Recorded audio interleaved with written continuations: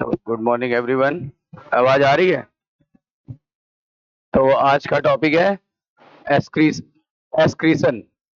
आज का टॉपिक है excretory product and there elimination, मतलब उत्सर्जी पदार्थ का बनना और उनका निकलना। उत्सर्जी पदार्थ आते कहां से हैं?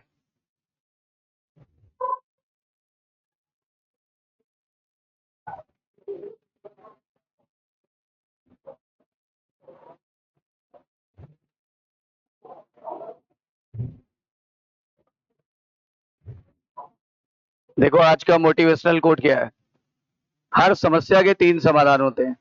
स्वीकार करो यानी एक्सेप्ट करो, बदल दो यानी हालात को बदल दो, और या फिर गिव अप कर दो, छोड़ दो। तो क्या बेटर है? स्वीकार करना और बदल देना। छोड़ देना समझदारी नहीं है। टॉपिक है एक्सक्रीशन, उत्सर्जन। टॉपिक का नाम है उत्सर्जन यानी एक्सक्रीशन। एक्सक्रीशन में क्या होता है? यूरिन बनता है, और यूरिन से जो शरीर का कचरा है ना, वो निकाल दिया जाता है। यूरिन से शरीर का सारा कचरा बाहर निकाल दिया जाता है। इसी प्रोसेस को बोलते हैं क्या? एक्सक्रीशन। लेकिन सवाल ये उठता है, ये कचरा आया कहां से? ये कचरा आया कहां से, है ना? हम तो अच्छी चीजें खाते हैं, तो ये कचरा कैसे पैदा हो गया? तो देखो, जब भी कभी हम खाना खाते हैं, कोई भी जीव जब भी खाना खाता है, तो ये खाना पहले पचता है। पचता नहीं पचता है? खाना हमारे आंतों में जाके पच जाता है, और वहां पे क्या हो जाता है? एब्जॉर्ब हो जाता है। एब्जॉर्ब होके कहाँ चलाता है? ब्लड में। खाना जो है वो एब्जॉर्ब होकर के कहाँ चलाता है? ब्लड में। अब ब्लड में जब आएगा तो ब्लड उसे पहुंचा देगा कहाँ पे? सेल में। और सेल के अंदर उस खाने का मेटाबॉलिज्म होता है। क्या होता है? मेटाबॉलिज्म। सेल के अंदर जो खाना पच गया है वो पहुंच गया। पहुंचने के बाद उसका क्या हुआ? मेटाबॉलिज्म। अच्छा, मेटाबॉलिज्म के बाद क्या हुआ? CO2। बताओ, CO2 बना। और क्या बना? वाटर बना। कार्बोहाइड्रेट से क्या क्या बन गया? CO2 और वाटर। फैट से भी क्या बन गया? CO2 और वाटर। यानी ये दोनों चीजें इंपॉर्टेंट है कि वेस्ट है? वेस्ट है। CO2 कहाँ है? बॉडी के लिए इंपॉर्टेंट है। CO2 बॉडी के लिए वेस्ट है, ठीक है ना? वाटर भी बॉडी के लिए वेस्ट है। अच्छा, फिर बना प्रोटीन। प्रोटीन अमीनो एसिड जो था, अमीनो एसिड भी देखो किस में कन्वर्ट हो गया? CO2 और वाटर। साथ में उससे अमीनो ग्रुप भी डिस्चार्ज हो गया, यानी डीएमिनेशन हो जाता है। अभी डिटेल में बताऊंगा, अभी से ब्रीफ करा रहा हूं। फिर आगे देखो, न्यूक्लिक एसिड भी CO2 और वाटर में बदल गया, साथ में इससे अमीनो ग्रुप अलग हो गया। न्यूक्लिक एसिड में अमीनो ग्रुप होता था कि नहीं होता था? तो ये अलग हो गया। कुल मिलाकर के ये समझे आप कि इतने सारे कचरे हमारी बॉडी में प्रोड्यूस हो गए। कितने सारे? Number 1, number 2, number 3, nitrogenous waste. ठीक है ना? नाइट्रोजनस वेस्ट बोलो उसको। ये नाइट्रोजनस वेस्ट 3 तरीके से निकाले जा सकते हैं। या तो मछलियां इन्हें गिल से निकाल देंगी। मछलियां इस नाइट्रोजनस बेस को अमोनिया के रूप में गिल से निकाल देंगी, तो मछलियां हुई अमोनोटैलिक। बताइए, पानी वाले जीव जंतु किस रूप में निकालते हैं इस नाइट्रोजन को? अमोनिया के रूप में। सर क्यों? क्योंकि अमोनिया पानी में रेडिली सोल्यूबल है। कैसी सोल्यूबल है? रेडिली मतलब ज्यादा कि बहुत कम? बहुत ज्यादा सोल्यूबल है कि बहुत कम?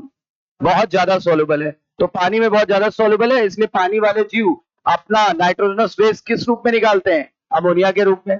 रही बात हम लोग लैंड वालों की, लैंड वालों के पास पानी की कमी है कि अधिकता? लैंड वालों के पास पानी की कमी है कि अधिकता? अगर पानी की कमी है तो हम लोग अमोनिया को यूरिया में बदल लेते हैं। क्या करते हैं? हमारा लिवर यूरिया अमोनिया को किसमें बदल देता है?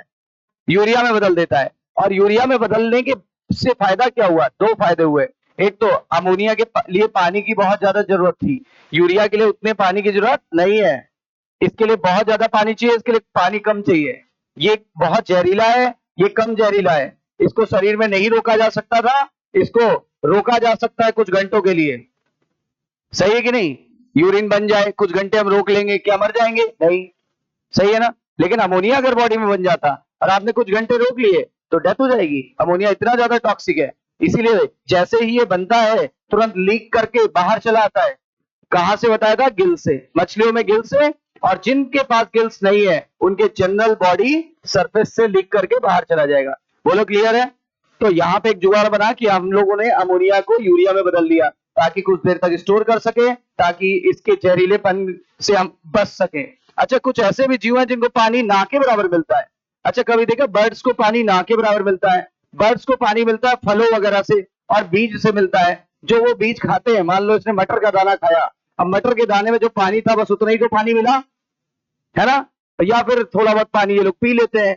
ज्यादातर आसमान में रहते हैं, डालों पे रहते हैं, डालों पे पानी अवेलेबल है नहीं, आसमानों में पानी अवेलेबल है नहीं, है तो जमीन पे कभी कभार वो लोग थोड़ा बहुत ले लेते हैं। मतलब इनको पानी की काफी डेफिशिएंसी है। कीड़े मकोड़ों को पानी की काफी डेफिशिएंसी होती है। कीड़े मकोड़ों को पानी नहीं मिलता, बर्ड्स को भी पानी नहीं मिलता। जो वो होते रेगिस्तान वाले जीव, रेगिस्तान में कौन रहता है? रेप्टाइल, रेप्टाइल, सरीसृप, सरीसृप रेगिस्तान में रहते हैं। कछुआ, सांप देखो बिल बना के रहता है, रेत में रहता है, रेगिस्तान में रहता है।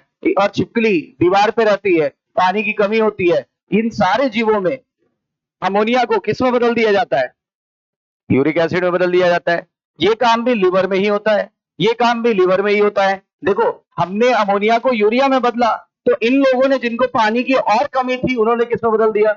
यूरिक एसिड में। यूरिक एसिड में क्या क्या आता है? रेप्टाइल, बर्ड्स, इंसेक्ट्स, ये सारे आ जाएंगे। इनमें आते हैं मैमल्स, देखो मैमल बना हुआ है, और टेरेस्ट्रियल जीव आते हैं जैसे टेरेस्ट्रियल एम्फीबियंस और कार्टिलेजिनस फिश। अभी एक एक चीज डिटेल में पढ़ाएंगे, अभी सिर्फ ब्रीफिंग कर रहे हैं। तो क्या सीखे? हमने जो खाना खाया पहले हम उसे पचाएंगे कि नहीं पचाएंगे? पचाएंगे। अच्छा, तो बड़े मॉलिक्यूल किसमें बदल जाएंगे?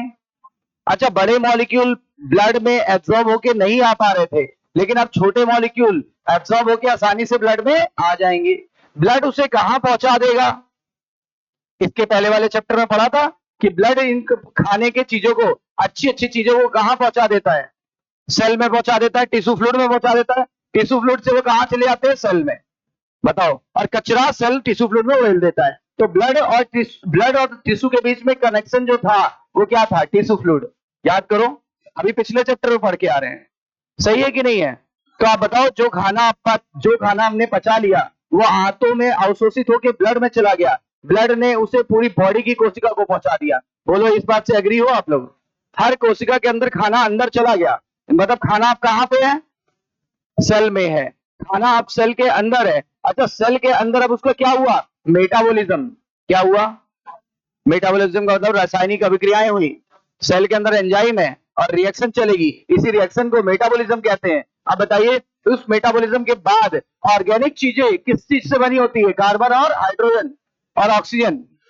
ऑर्गेनिक चीजों में कार्बन हाइड्रोजन हो सकता है और ऑक्सीजन भी हो सकता है। आप देखो, इसमें कार्बन हाइड्रोजन और ऑक्सीजन था, तो किस रूप में ऑक्सीडाइज हुआ?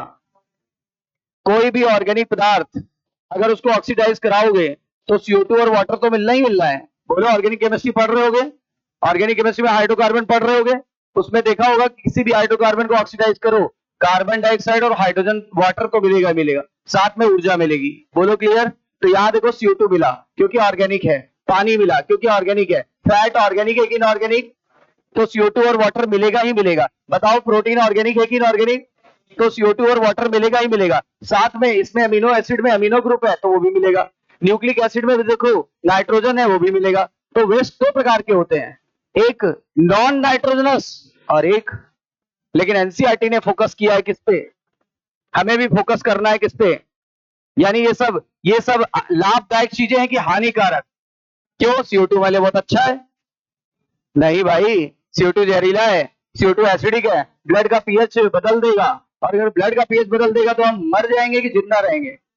मर जाएंगे। इसीलिए CO2 को निकालना बहुत जरूरी था, है ना? चलो, वाटर को भी निकालना बहुत जरूरी था। आप बताओ, यूरिन से वाटर निकालते कि नहीं निकालते? यूरिन में सबसे ज्यादा पानी ही तो निकालते हैं, है ना? ये वही वाला पानी है, समझे?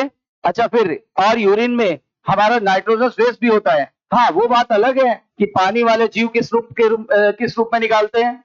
अच्छा, लैंड वाले किस रूप में निकालते हैं? अच्छा बताओ, ये वाले किस रूप में निकालते हैं? अच्छा, सबसे कम नाइट्रोजन किसमें है? अच्छा, यूरिया में कितने नाइट्रोजन है? 2। अच्छा बताओ, यहाँ कितने नाइट्रोजन है? तो सबसे ज्यादा नाइट्रोजनस वेस्ट कौन निकालता है ना? देखो, ये कम नाइट्रोजनस वेस्ट निकाल रहे हैं, पानी ज्यादा खर्चा कर रहे हैं। हम लोग का इनकी तुलना से ज्यादा नाइट्रोजन वेस्ट निकाल रहे हैं और पानी इनकी तुलना से कम खर्च कर रहे हैं। बोलो, ये वाले हमसे भी ज्यादा डबल, ये इनसे डबल नाइट्रोजन निकाल रहा है, ये इनसे डबल नाइट्रोजन निकाल रहा है, बताओ। लेकिन सबसे कम पानी कौन ले रहा है? बताओ बताओ, सबसे ज्यादा पानी की आवश्यकता किसको होगी? अमोनिया को डिस्चार्ज करने वालों में सबसे कम पानी की आवश्यकता किसे होगी? मतलब कौन सा जीव वाटर कंजर्वेशन कर रहा है? हाँ, यूरिक एसिड वाला। कौन सा जीव पानी को लॉस कर रहा है? हाँ, लेकिन इनके साथ ये समस्या नहीं है क्योंकि पानी में ही रहते हैं, तो पानी is not a problem for that kind of animal, है ना। इनके साथ पानी की कमी थी, इसलिए इन्हें ऐसा सब्सटेंस चाहिए था जिसमें नाइट्रोजन तो ज्यादा निकल जाए लेकिन वो पानी की आवश्यकता कम हो। तो एनसीईआरटी ने लिखा है वाटर लॉस को कौन बढ़ावा देगा? अच्छा, वाटर को कंजर्व कौन करेगा? और हम लोग एवरेज हैं, हम लोग एवरेज है, पानी कम मिले या पानी मतलब हमारे लिए ना पानी ज्यादा होना आवश्यक भी नहीं है और बहुत कम होना आवश्यक भी नहीं है, हम एवरेज वाले हैं, मॉडरेट वाले हैं। इतनी बात समझ आ गई? अभी मैं इंट्रोड्यूस करा रहा हूं, अभी मैंने एक भी नोट्स नहीं बनवाया। आप देख पा रहे हैं अमोनोटैलिक यूरियोटैलिक एक्सक्रीशन। आपने देखा ज्यादातर नाइट्रोजन बेस किस रूप में निकलता है ना, लेकिन ये आया कहां से? प्रोटीन किस रूप में बचा? प्रोटीन किस रूप में बचा? एमिनो एसिड किस में बदल गया? एमिनो ग्रुप में। इधर आओ, न्यूक्लिक एसिड किस रूप में बचा? नाइट्रोजन बेस के रूप में बचा था, और नाइट्रोजन बेस जब मेटाबोलाइज हुआ तो क्या बना? एमिनो ग्रुप बना। अच्छा, ये सारे एमिनो ग्रुप जो है मछलियां किस रूप में निकाल रही है? अच्छा, टेरेस्ट्रियल एनिमल किस रूप में निकाल रहे हैं? टेरेस्ट्रियल एनिमल में आएगा मैमल, एम्फीबियंस, एनसीईआरटी की लाइन है शार्क, ठीक है ना। शार्क भी निकालता है, भले ही शार्क पानी में रहता है, पर कार्टिलेजिनस फिशेस लिए और कुछ बोनी फिश भी होती हैं, ज्यादातर बोनी फिश ऐसी होती हैं। अच्छा, फिर देखो, बर्ड्स, इंसेक्ट, रेप्टाइल और लैंड स्नेल क्या निकालते हैं? Uric acid. ये सब एनसीईआरटी है, लेकिन हम एनसीईआरटी को विजुलाइज करा रहे हैं पहले, अभी नोट्स बनवाएंगे। आपके सामने 3 नाइट्रोजन वेस्ट हैं जो हमें स्टडी करने हैं, अमोनिया, यूरिया, यूरिक एसिड। सुनो, अगर मैं अमोनिया डिस्चार्ज करता हूं तो इस तरह के एनिमल को बोला जाएगा क्या? अमोनोटैलिक। क्या बोलेंगे? और अगर मैं यूरिया डिस्चार्ज करता हूं तो क्या बोला जाएगा? यूरियोटैलिक। और अगर मैं यूरिक एसिड डिस्चार्ज करता हूं तो मुझे बोला जाएगा यूरिकोटैलिक। बताओ, अगर एनिमल अमोनिया डिस्चार्ज करे तो अमोनोटैलिक, अगर यूरिया डिस्चार्ज करे तो, और अगर यूरिक एसिड डिस्चार्ज करे तो यूरिकोटैलिक। Ureotelic, uricotelic. इसमें को लगाना है, इसमें यूरियो लगाना है, और इसमें अमोनोटैलिक लगाना है। जल्दी से बताओ, ठीक है। यहां पे एक नाइट्रोजन डिस्चार्ज होता है, यहां 2 नाइट्रोजन डिस्चार्ज हो रहा है, यहां 1 2 3 4 डिस्चार्ज हो रहा है, ठीक है। चलो बताओ, सबसे जहरीला कौन है? उससे कम जहरीला कौन है? कौन सा जहरीला ना के बराबर है? ऐसा नहीं है जहरीला नहीं है, नॉट वेरी टॉक्सिक, मतलब बहुत जहरीला नहीं रहा, कम जहरीला है। क्यों कम जहरीला है? सारे नाइट्रोजन तो निकाल दे रहे हो ना, बोलो। अच्छा, आप देखो, कौन सा पानी में हाईली सोल्यूबल है या रेडियली सोल्यूबल है? कौन सा मॉडरेटली सोल्यूबल है? मॉडरेटली मतलब कम, मॉडरेटली मतलब कम, उसकी तुलना से कम। कौन सा इनसोल्यूबल है लगभग? Uric acid. आपको देखो, ये पूरा कंपैरिजन चार्ट बताया हुआ है। अच्छा, अब यहां पे देखते हैं, ये अमोनिया कौन डिस्चार्ज करेगा? एक्वेटिक, एक्वेटिक वाले एनिमल करेंगे, जैसे बहुत सारी बोनी फिश, और आपका जो aquatic amphibian, aquatic amphibian, aquatic amphibian का उदाहरण टैडपोल। फ्रॉग के लार्वा पानी में रहते हैं, फ्रॉग का लार्वा कभी जमीन पर नहीं आ सकता, फ्रॉग का लार्वा के हाथ पैर नहीं होते, केवल पूंछ होती है तैरने के लिए, बाद में जाके उसमें हाथ पैर बनना चालू हो जाते हैं। तो जब तक उसमें हाथ पैर नहीं बनते तब तक वो पानी के अंदर ही रहते हैं, और जब पानी के अंदर ही रहते हैं तो क्या डिस्चार्ज करते रहते हैं? अमोनिया। और जब लैंड पे आ जाते हैं तो क्या डिस्चार्ज करते हैं? यूरिया। अब समझ में आई बात? अब देखो, जैसे रेस्पिरेशन में स्पेशल केस पढ़ा था फ्रॉग का, वैसे एक्सक्रीशन में भी फ्रॉग का स्पेशल केस पढ़ेंगे वन, है ना। चलो, अब ये किसके द्वारा एक्सक्रीट होगा? ये बोनी फिश तो ये कार्टिलेजिनस फिश, ये पानी वाले एम्फीबियन तो ये लैंड वाले एम्फीबियन, ठीक है ना। ये मछलियों में तो ये मैमल में, स्तनधारियों में। आ जाओ यहाँ पे, ये बताया था रेप्टाइल में, बर्ड्स में, इंसेक्ट्स में और लैंड स्नेल्स में, लैंड स्नेल्स में, इन सब में ये होता है, राइट। अच्छा, जब इधर से इधर जाएंगे तो इंक्रीजिंग वाटर स्ट्रेस, यानी यहाँ पे पानी ज्यादा है और वहां पानी की कमी है, तो इधर से उधर जाने पर वाटर स्ट्रेस बढ़ रहा है घट रहा है, यानी किधर से ये वाले जीव पानी को बचाएंगे कि लॉस करेंगे, और वो वाले जीव बचाएंगे।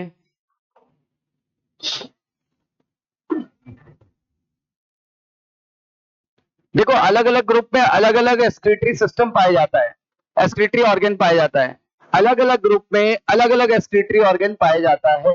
जैसे अलग अलग ग्रुप में अलग अलग रेस्पिरेटरी ऑर्गन पाया गया था, राइट, वैसे सब में अलग अलग पाया जाता है।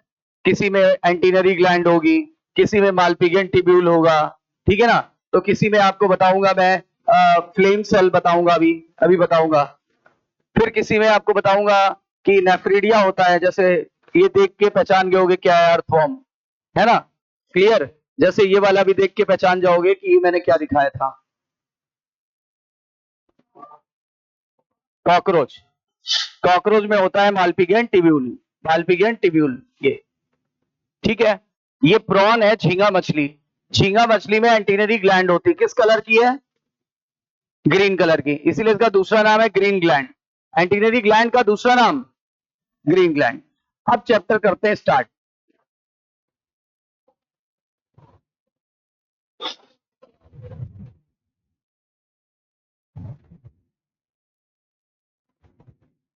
हेडिंग डालिए, excretory product and their elimination।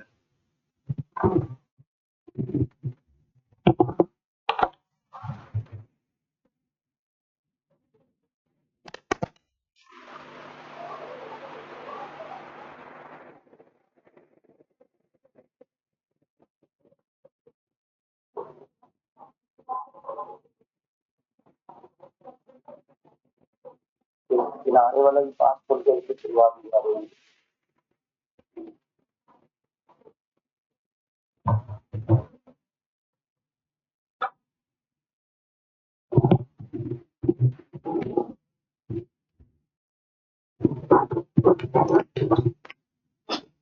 तो चैप्टर का नाम है excretory product and their elimination।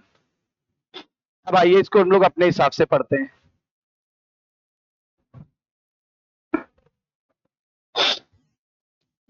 Chapter का नाम था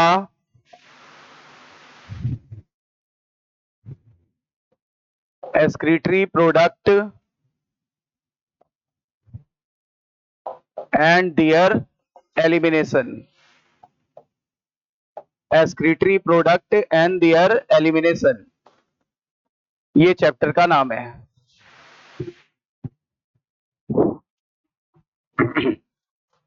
अब आगे बढ़ते हैं इसमें।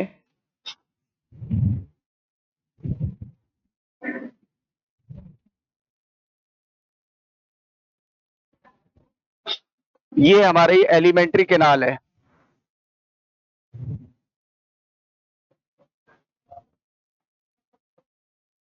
आहार नाल।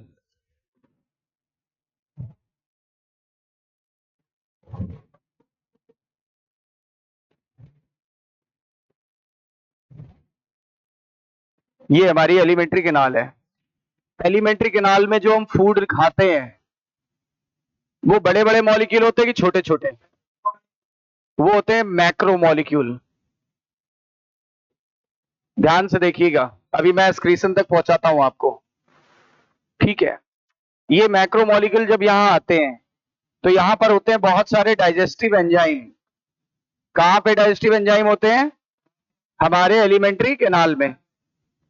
और ये डाइजेस्टिव एंजाइम इसको किस में बदल देते हैं, छोटे छोटे मॉलिक्यूल में, जिन्हें हम बोलते हैं माइक्रो मॉलिक्यूल्स।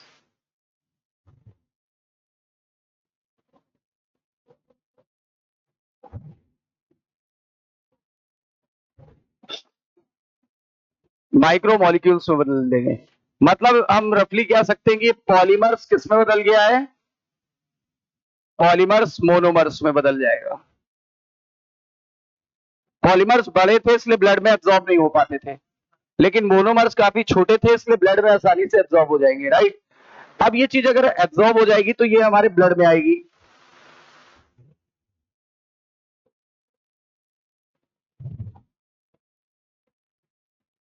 ये है हमारी blood capillary. You know well की हर चीज कहां आती है? ब्लड की कैपिलरी में। यहां ब्लड बह रहा है।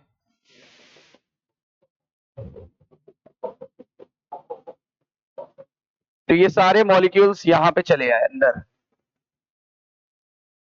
क्यों? मैक्रो मॉलिक्यूल एब्जॉर्ब नहीं हो सकते थे, लेकिन माइक्रो मॉलिक्यूल एब्जॉर्ब हो सकते थे। ठीक है ना? अब इसके बाद कैपिलरी किसके कांटेक्ट में होती है? टिश्यू के। टिश्यू के कांटेक्ट में होती है ना, या सेल के कांटेक्ट में होती है?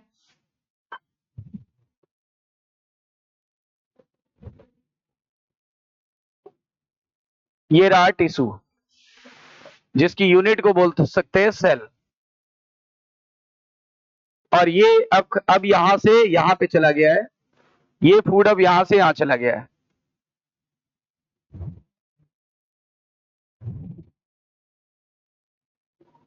सभी सेल में चला गया है।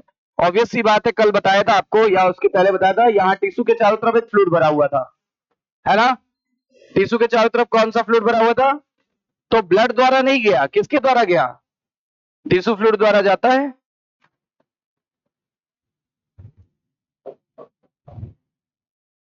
या इंटरस्टिशियल टिश्यू फ्लूइड का दूसरा नाम अभी पिछले चैप्टर में पढ़ा है, इंटरस्टिशियल फ्लूइड। ठीक है ना? ऊतक द्रव्य। ऊतक द्रव्य ऊतक के चारों तरफ भरा होता है, सेल के चारों तरफ भरा होता है। ये रही सेल, उसका न्यूक्लियस। अब यहां पे जाएगा तो यहां पे क्या होगा? मेटाबॉलिज्म स्टार्ट हो जाएगा। क्या होता है? Site of metabolism. Site of metabolism. Site of metabolism. इसी मेटाबॉलिज्म के दौरान क्या होगा, वो अब हम सेल को जूम करेंगे तो पता चलेगा। इसी मेटाबॉलिज्म के दौरान क्या प्रोड्यूस होगा? Waste. Waste is produce, waste are produce. इसी मेटाबॉलिज्म के दौरान क्या पैदा होगा? वेस्ट। वेस्ट प्रोड्यूस हो जाएगा।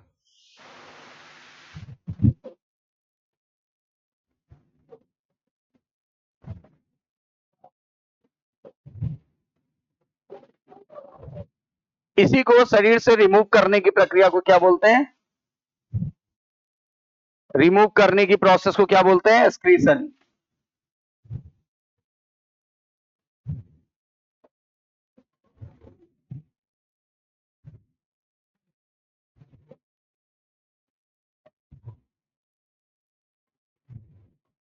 अब समझ आ गई बात? इसी को रिमूव करने की प्रोसेस को क्या कहते हैं? एक्सक्रीशन। तो कुल मिला के आपको एक बेसिक आइडिया लग गया होगा, जब खाना खाते हैं तो खाना पचता है, और खाना पचने के बाद माइक्रो मॉलिक्यूल में बदल जाता है। This micro molecule will be absorb in our blood capillary, जहां पे ब्लड रन कर रहा है। आपको पता है यहां से टिश्यू फ्लूइड में ट्रांसफर होगी चीजें, और टिश्यू फ्लूइड से ट्रांसफर होकर के क्या हो जाती है? ठीक है, वहां सेल को चली जाएगी। सेल क्या करेगा? ये cell is the site for metabolism. Cell किस चीज का साइट है? मेटाबॉलिज्म का। सेल है मेटाबॉलिज्म का साइट। अगर मेटाबॉलिज्म होगा तो वेस्ट बहुत पैदा होगा। वेस्ट को रिमूव करने की प्रक्रिया को क्या बोलते हैं? एक्सक्रीशन। ठीक है ना? ये वापस में ब्लड को दे दिया जाता है। ये चीज वापस ब्लड को दे दिया जाता है। रुको,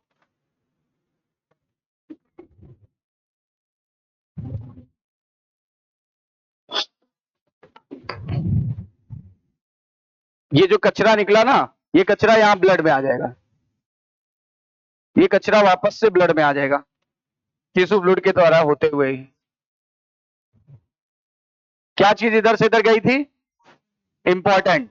और क्या चीज वापस आ रही है? वेस्ट। अच्छा, ये ब्लड हर जगह फैला है ना, तो अब इस ब्लड को भेज दिया जाएगा कहां पे? किडनी। कहां पे भेज दिया जाएगा? किडनी में भेज दिया जाएगा।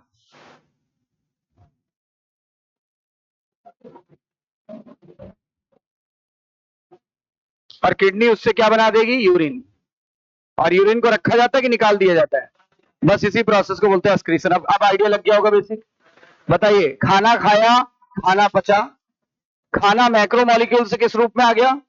मतलब polymers are converted into and the monomers are easily absorb in our blood capillary.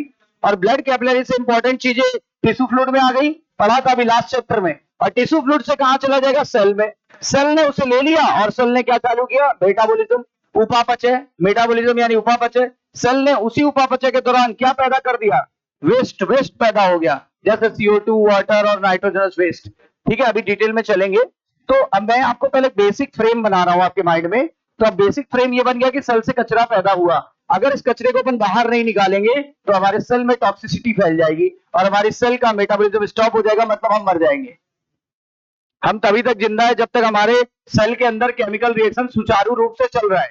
जिस दिन ये सुचारू रूप से यानी हेल्दी रूप से नहीं चलेगा तब हमारी डेथ हो जाएगी। और इसीलिए ऐसा ना हो इसके लिए कचरे को हटाना बहुत जरूरी है। जैसे बॉडी को साफ रखना जरूरी है, बाहर से नहा धो के हम लोग आते हैं, वैसे ही शरीर को अंदर से भी रखना, स्वच्छ रखना बहुत जरूरी है। कचरे को हटा देना होता है। तो कचरे को वापस कहाँ ले आते हैं? ब्लड में। ब्लड हर जगह फैला है तो किडनी में जाएगा, किडनी उसे यूरिन के रूप में बाहर निकाल देगी। मतलब इसी प्रक्रिया को क्या बोलेंगे? एक्सक्रीशन। कुछ आइडिया लगा? चलिए छापिए।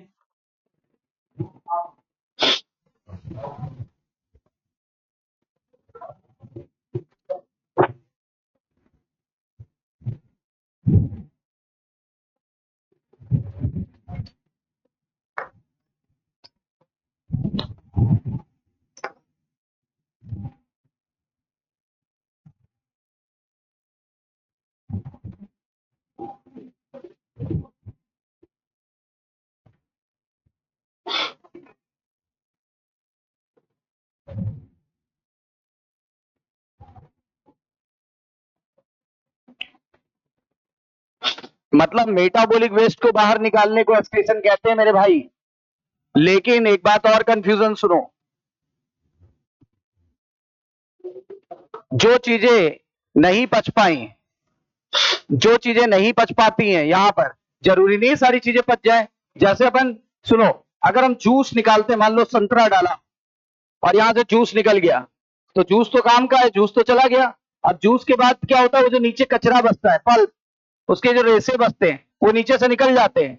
वैसे यहां पर भी जो चीजें काम की नहीं होती हैं, ये देखो कचरा वो निकल गया यहां से यहां, इस प्रोसेस को बोलते हैं डीफिकेशन। डीफिकेशन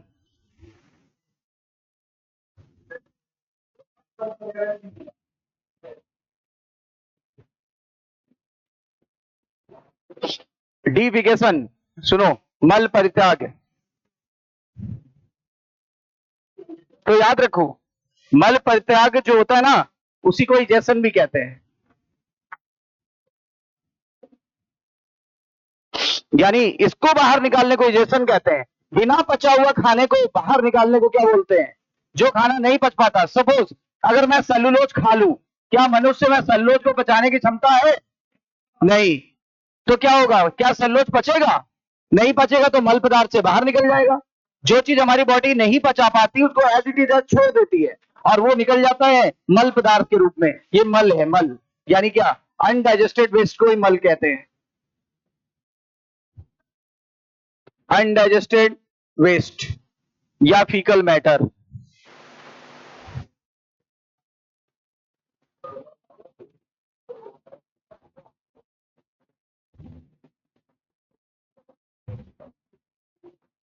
और इसीलिए इसको निकालने को बोलते हैं डीफिकेशन। डीफिकेशन।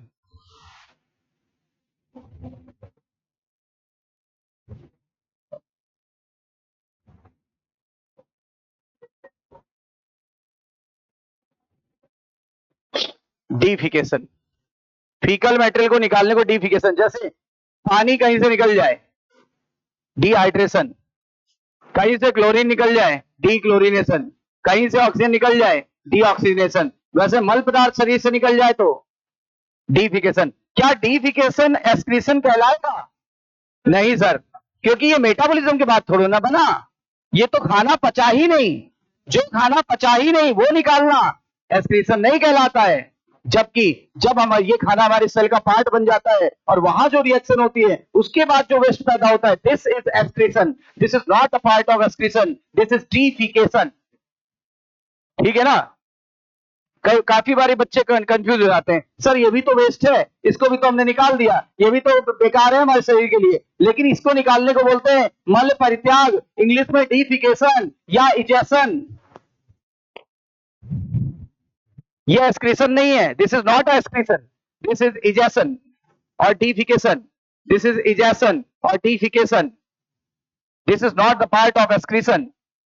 Excretion is only removal of nitrogenous waste या metabolic waste from the body.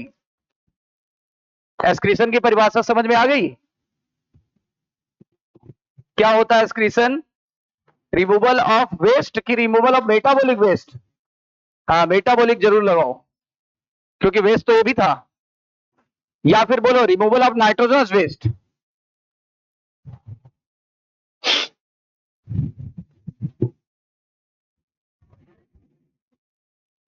क्या सभी के पास सेम एक्सक्रीटरी ऑर्गन होता है? क्या सभी के पास सेम रेस्पिरेटरी ऑर्गन था?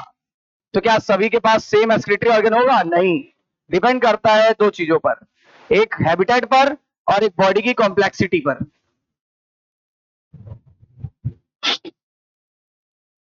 बेसिक आइडिया लगा? शरीर में एक्चुअल क्या हो रहा है ये हमें पता रहना चाहिए. This is physiology. फिजियोलॉजी का मतलब ही है जो शरीर में चल रहा है वो अपने को दिखे.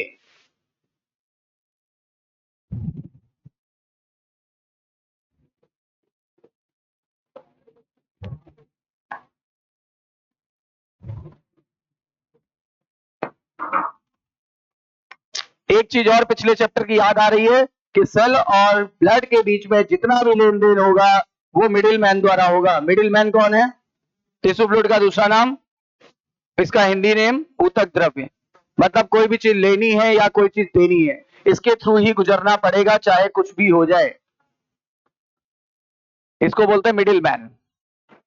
हाँ, ब्रोकर बोल सकते हैं, मिडिल मैन. क्या ये एक्सक्रीशन था? नहीं सर. क्यों नहीं था? क्योंकि ये तो मेटाबॉलिज्म के बाद नहीं बना. ये तो मेटाबॉलिज्म के बाद नहीं बना और ना ही इसमें नाइट्रोजन वेस्ट है. ये तो बिना पचा हुआ खाना है. जो खाना हम नहीं पचा पाते वो मल में बदल जाता है, यानी अनडाइजेस्टेड वेस्ट.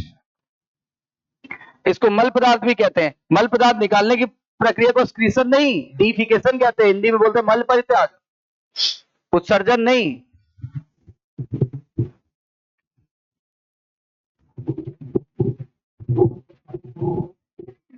इतनी बातें क्लियर हो गई? बढ़े आगे.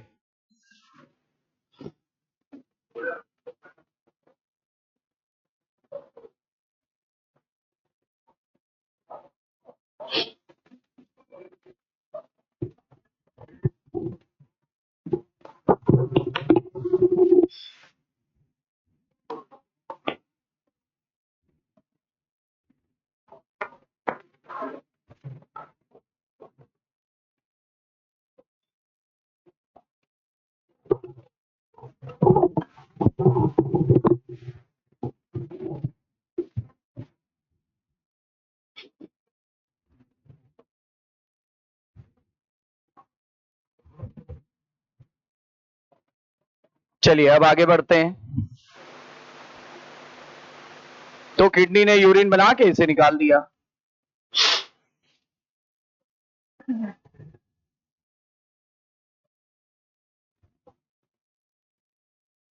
फिनिश्ड. आइए आगे बढ़ते, थोड़ा और अपना फ्रेम ऑफ थॉट बढ़ाया जाए. अपना फ्रेम ऑफ थॉट और बढ़ा दिया जाए, मतलब अपनी सोच और डेवलप करी जाए. ठीक है ना?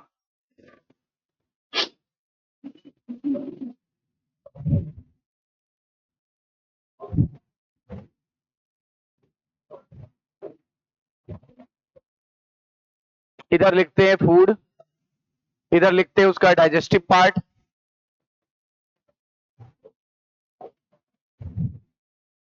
मतलब किस पार्ट में वो डाइजेस्ट हुआ. इधर लिखो फूड, इधर लिखो डाइजेस्टेड प्रोडक्ट.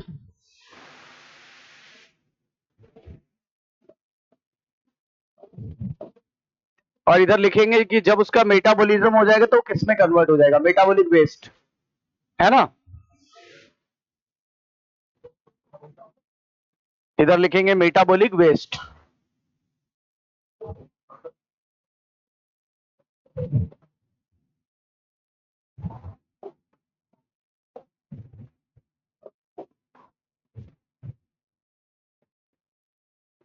सेल में हो रहा है. सेल के अंदर हो रहा है ये मेटाबॉलिज्म. तो अगर हम फूड लेके आए, अगर हमने खाया कार्ब यानी कार्बोहाइड्रेट, कार्ब बोलते ना, अगर कार्ब्स हमने खाया तो बताओ ये किस में पचेगा? सर ग्लूकोज, ग्लूकोज में पचेगा, चाहे फ्रक्टोज हो, चाहे ग्लूकोज हो, चाहे गैलेक्टोज हो, सब फाइनली ग्लूकोज में ही बदलेगा। इसीलिए glucose is the blood sugar. कभी सुना है फ्रक्टोज का टेस्ट करा के आओ? कभी सुना है गैलेक्टोज का टेस्ट करा के आओ? क्योंकि सारा का सारा शुगर किस में बदल जाता है? तो ग्लूकोज में पचेगा, ऑब्वियस सी बात है। अब यहाँ पे देखते हैं ये एंजाइम, ई फॉर एंजाइम। अच्छा, प्रोटीन आया, अमीनो एसिड में डाइजेस्ट हुआ एंजाइम की मदद से। अच्छा, फिर आया फैट, फैटी एसिड और ग्लिसरॉल में बदल गया।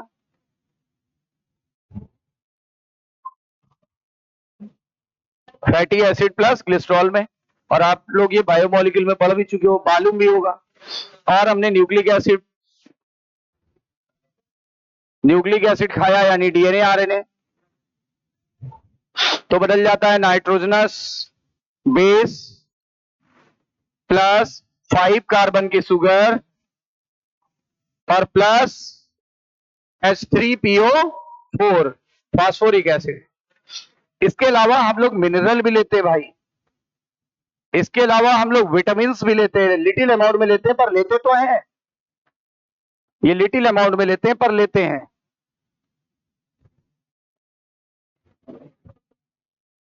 और पानी खाना नहीं है पर पानी भी लेते हैं। पानी खाना नहीं, मैं क्लियर कर रहा हूं, पानी इज नॉट अ फूड, पर पानी भी पीते हैं। फ्यूचर तो बताना पड़ेगा ना कि कहां जा रहा है पानी। This is not a food. अब देखो, जब ये सब सेल में प्रवेश किए, अब इसकी होती है एंट्री, इसकी एंट्री हुई, सेल के मेटाबॉलिज्म ने क्या किया, सेल का जब मेटाबॉलिज्म हुआ ना तो इसको ऑक्सीडाइज कर दिया गया ताकि ऊर्जा निकाली जा सके। हर खाने में क्या भरी हुई है? ऊर्जा। तो यहां पर एक रेस्पिरेशन होगा, मैं लिख देता हूं रेस्पायर। सेल के अंदर सेलुलर रेस्पिरेशन होता है कि नहीं होता है? ऑक्सीजन की जरूरत पड़ती है कि नहीं पड़ती है? तो ऑक्सीडेशन होगा कि रिडक्शन? जब भी किसी ऑर्गेनिक कंपाउंड का ऑक्सीडेशन होगा तो क्या बताया था, क्या मिलेगा? Sir CO2। और आपने बताया था वाटर। और आपने बताया था क्योंकि रेस्पिरेशन हो रहा है तो एनर्जी भी निकलेगी, और एनर्जी का नाम है एटीपी। ये एनर्जी है, और ये यही पर्पस था सेल का। बोलो, सेल का यही तो पर्पस होता है क्या? ऊर्जा निकाल लेना। बोलो, क्लियर है? ठीक है, आगे बढ़ते हैं।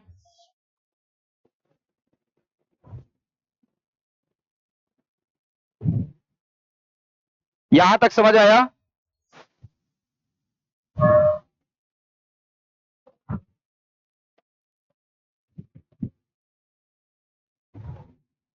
ये एनर्जी दिख रही है अलग से, ठीक है। अब फाइनली क्या होगा, ये भाई साहब आए, देखो यहाँ 2 मेटाबॉलिक वेस्ट है, अभी बताएंगे इकट्ठे। पहले देखो, जब ये ऑक्सीडाइज हुआ मतलब रेस्पायर हुआ, रेस्पायर समझ गए है ना। जब इसका रेस्पिरेशन हुआ तो क्या हुआ, CO2 निकला प्लस वाटर निकला प्लस कीटोन बॉडीज बनेगी। इसके मेटाबॉलिक वेस्ट में कीटोन बॉडीज बनती है, और साथ में ऊर्जा तो निकलनी तय है, तो एटीपी यहां भी बनी। जब ये वाला हो गया, ये रह गया, इसको भी लिख ले। जब ये रेस्पायर होगा तो ये बनता है क्या, CO2 plus water plus ammonia, सीधे लिखते हैं अमोनिया बनता है। प्रोटीन का फ्यूचर है अमोनिया, अमोनिया बनता है। साथ में निकलती है एनर्जी जो निकलनी तय है। जब ये होते हैं ऑक्सीडाइज या रेस्पायर, अब आपको समझ में आ रहा होगा पूरा कि ये कचरा कहां से पैदा हो रहा है। अब देखो, इसके अंदर भी क्या होता है, CO2 प्लस वाटर और प्लस यहां होगा NH2 ग्रुप, NH2 ग्रुप यहां पे भी बना, जो आगे चल के बदल सकता है। ये बदल जाता है, वैसे न्यूक्लिक एसिड का ये बदलता है यूरिक एसिड में, ये बदलता है यूरिक एसिड में। मैं यहां लिख देता हूं यूरिक एसिड, जिनमें ये होता है वो यूरिक एसिड में बदलता है, ठीक है। इसी तरह से यहां भी क्लैरिफाई करने के लिए हम लिख देते हैं ये यहां भी अमीनो ग्रुप ही था,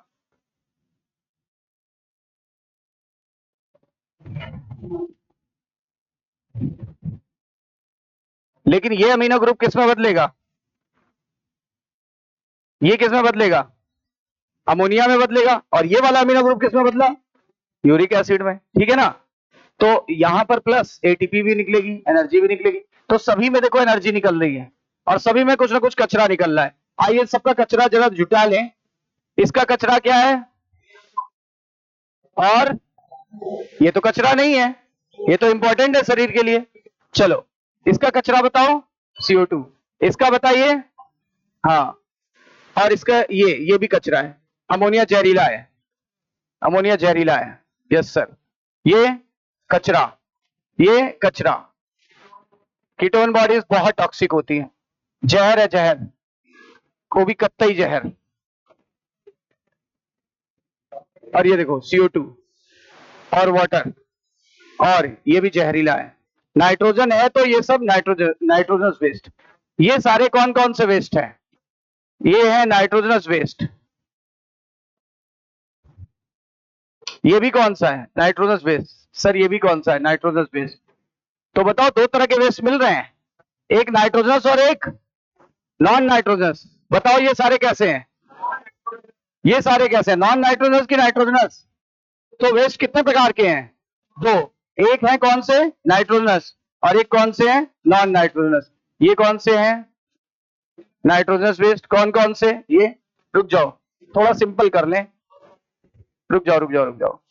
इतना ज्यादा ये एरो लगा देंगे तो हौच पौच हो जाएगा। मैं एक काम करता हूं, स्टार बना देता हूं। जिसपे स्टार बना है वो कैसा है? Nitrogenous waste. वो हमारा है नाइट्रोजनस वेस्ट। जिसपे स्टार लगा दिया वो नाइट्रोजनस वेस्ट, और जिसपे स्टार नहीं लगा है वो नॉन नाइट्रोजनस वेस्ट है। ये सब कैसे बताओ? हाँ, ये सारे इधर लिख देता हूं। ये सारे हैं non nitrogenous waste. Non nitrogenous waste. तो शरीर क्या पैदा करता है? कुछ नाइट्रोजनस वेस्ट और कुछ नॉन नाइट्रोजनस वेस्ट। लेकिन इन सबको हमें नहीं रखना शरीर में। अगर शरीर में रखेंगे, बताओ टॉक्सिसिटी फैल जाएगी, टॉक्सिसिटी फैल जाएगी, टॉक्सिसिटी फैल जाएगी, मेटाबॉलिज्म रुक जाएगा। मेटाबॉलिज्म जब तक चलता है तभी तक हम जिंदा है, और अगर मेटाबॉलिज्म रुक जाएगा तो हम मर जाएंगे। इसीलिए इनको शरीर में या सेल में रखना जरूरी है कि निकाल देना जरूरी है? इसीलिए हम इसे सेल से बाहर निकालेंगे, इसीलिए हम इसे सेल से बाहर निकाल देते हैं। इसीलिए इसको ब्लड में दे दिया था वापस। बताओ, यही सारा वेस्ट यहां से यहां आ गया था, किडनी उसे छान के बाहर निकाल देती है। बोलो क्लियर है? अभी और स्पष्ट हो गया? किसका क्या फ्यूचर है पता चल गया? Note down. देखो हर चीज दिखनी चाहिए। हम एनसीईआरटी स्टार्ट करने से पहले आपको बहुत स्ट्रांगली चीजों को समझा देना चाहते हैं कि आखिर कौन कौन सा कचरा किससे बना।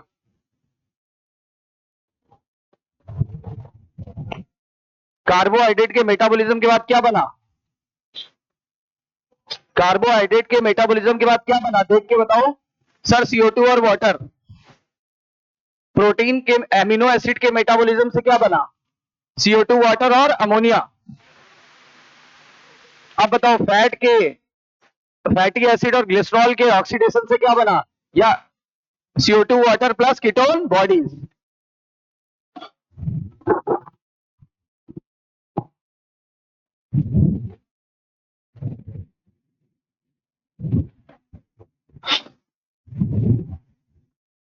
यानी शरीर में दो तरह के वेस्ट होते हैं, एक नॉन नाइट्रोजनस और एक, यहां पे भी एटीपी मिलेगी भाई। एटीपी तो मिलनी इससे है सब में। वही तो पर्पस था सेल का, कि सभी खाने से एनर्जी को निकाल लिया जाए।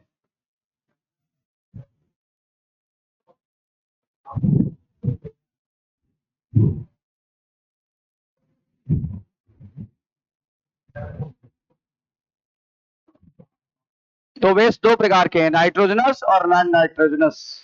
दोनों को शरीर से बाहर निकालने को ही एक्सक्रीशन कहते हैं।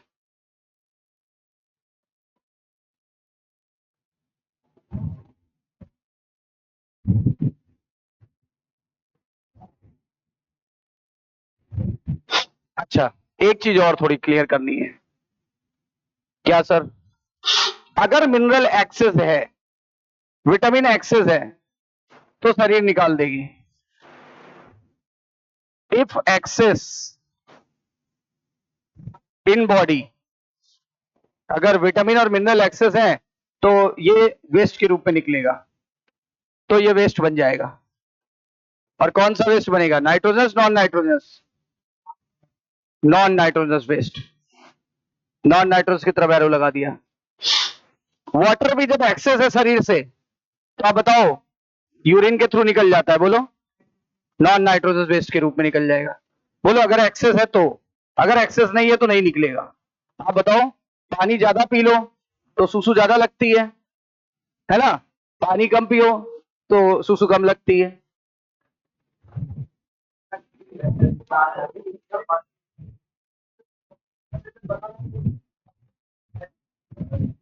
ठीक है पहले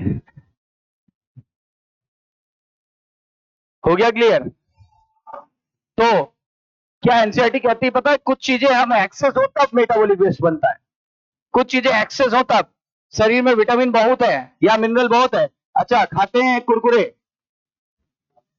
अभी पड़े होंगे कहीं नीचे या अभी ब्रेक में पड़ेंगे होंगे, दिख जाएगा उधर गर्ल्स वाले में, नहीं गर्ल्स वालों की बात कर रहे हैं। कुरकुरे चिप्स लेस, उसमें क्या होता है वो खा लिया, फिर देखा होगा जब लास्ट में एकदम बचता है तो उसमें वो चूरा टाइप का होता है, नमक और मसाला, उसको जरूर हाथ में निकाल के, तो वो कहाँ जाएगा, वो शरीर में जो एक्स्ट्रा नमक आ गया है, एक्स्ट्रा नमक यानी मिनरल आ गया, वो वहीं से निकलेगा, है ना। एक्स्ट्रा विटामिन जब खा लेते हैं वहीं से निकलेगा, अच्छा एक्स्ट्रा पानी पी लेंगे वहीं से निकलेगा।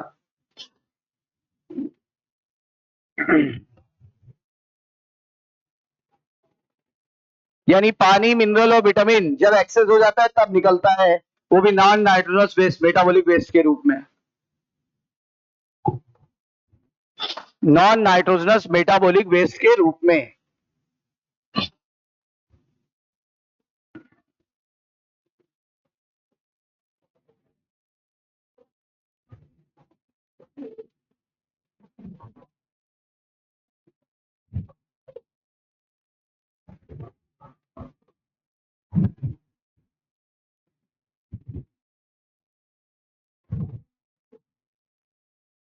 देखो CO2 और वाटर सब में कॉमन है क्योंकि सारे ऑर्गेनिक पदार्थ हैं, CO2 और वाटर और एटीपी सब में कॉमन है क्योंकि सारे ऑर्गेनिक पदार्थ हैं। एटीपी इसलिए कॉमन है क्योंकि सबको ऑक्सीडाइज कराया जा रहा है।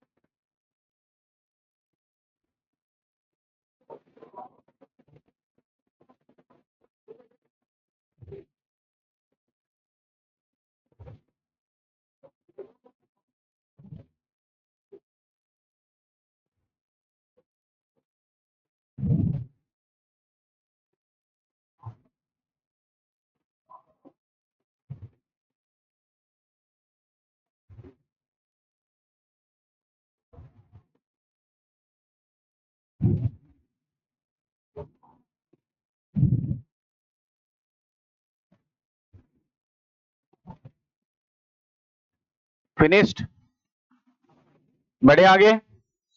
तो थीम डेवलप हो गई कि नहीं हो गई, कि कचरा आया कहां से और किसका कचरा क्या बनेगा, इस पे एक क्वेश्चन बन सकता है। अगर किसी के ब्लड में कीटोन बॉडीज बढ़ रही है, किसका मेटाबॉलिज्म हो रहा होगा, सर फैट का। किसी की बॉडी में अगर यूरिक एसिड बढ़ रहा है, किसका मेटाबॉलिज्म हो रहा होगा, न्यूक्लिक एसिड का। नाइट्रोजनस बेस कितने प्रकार के होते हैं, दो, नॉन नाइट्रोजनस और नहीं सॉरी, वेस्ट कितने प्रकार के होते हैं? दो, एक नॉन नाइट्रोजनस और एक नाइट्रोजनस। ज्यादा जहरीला कौन होता है? Nitrogenous waste.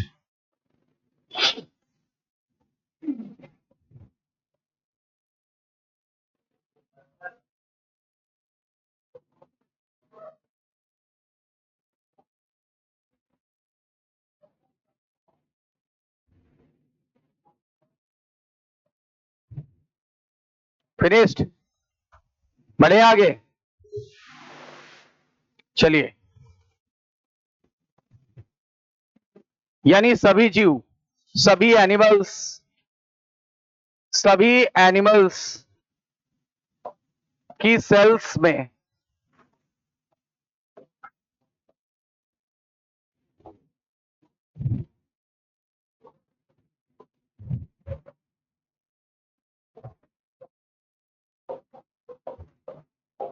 Metabolic waste present होता है, जो दो प्रकार का हो सकता है।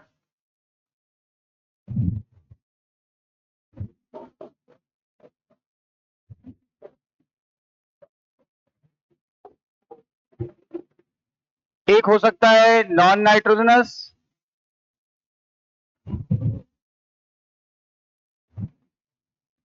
और एक हो सकता है नाइट्रोजनस। नॉन नाइट्रोजनस में आएगा CO2, H2O, एक्सेस मिनरल और विटामिन्स। याद आया? Excess minerals and vitamins,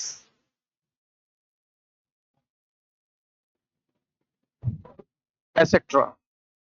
minerals को हम आयंस भी कह सकते हैं। एनसीईआरटी ने इनके नाम भी लिखे हैं, जैसे sodium ion, potassium ion, chloride ion, ठीक है ना, आयरन, एसेट्रा।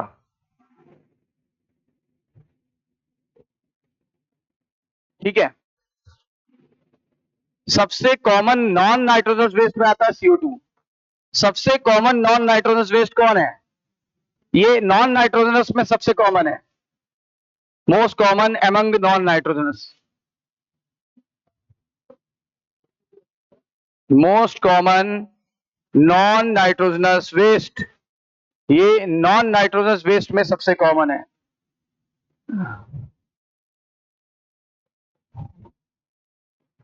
जबकि दूसरी तरफ जो हम लोग ने लिया है नाइट्रोजनस वेस्ट,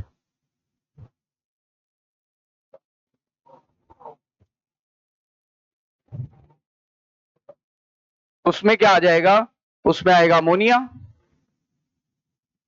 और क्या आएगा? यूरिया, और क्या आएगा? Uric acid, etcetera. और भी चीजें आती पर आपके सिलेबस में नहीं है। इनमें सबसे कॉमन है ammonia, most common nitrogenous waste.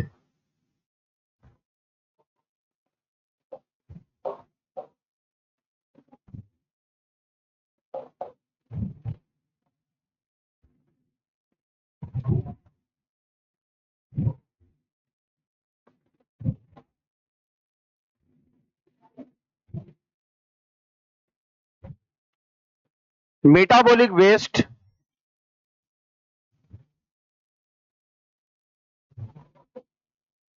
या नाइट्रोजनस वेस्ट या एक्सेस चीजों को बाहर निकालने की प्रक्रिया को ही, एक्सेस चीजों को शरीर से बाहर निकालने की प्रोसेस को क्या कहते हैं? तीन बातें बोली हैं, या तो मेटाबॉलिक वेस्ट बोलो, या तो नाइट्रोजनस वेस्ट बोलो, या तो एक्सेस चीजों को शरीर से बाहर निकालने की प्रोसेस को, बाहर निकालने की प्रोसेस को एक्सक्रीशन कहते हैं। एक्सक्रीशन यानी उत्सर्जन।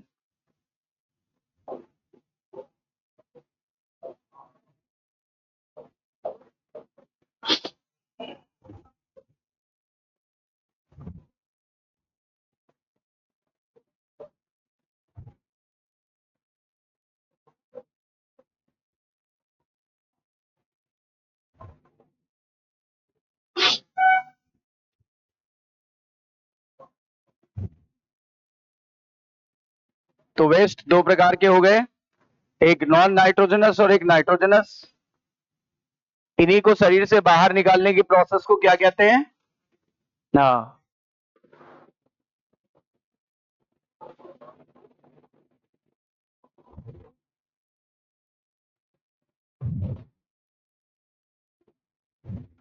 अच्छा कहीं भी एक्सक्रीशन हो रहा होगा ना, तो एक्सक्रीशन सेकेंडरी काम है बॉडी का।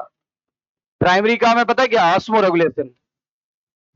कहीं भी एक्सक्रीशन हो रहा होगा, वहां प्राइमरी काम होता है osmo regulation. What does mean the osmo regulation, बताता हूं अभी मैं आपको।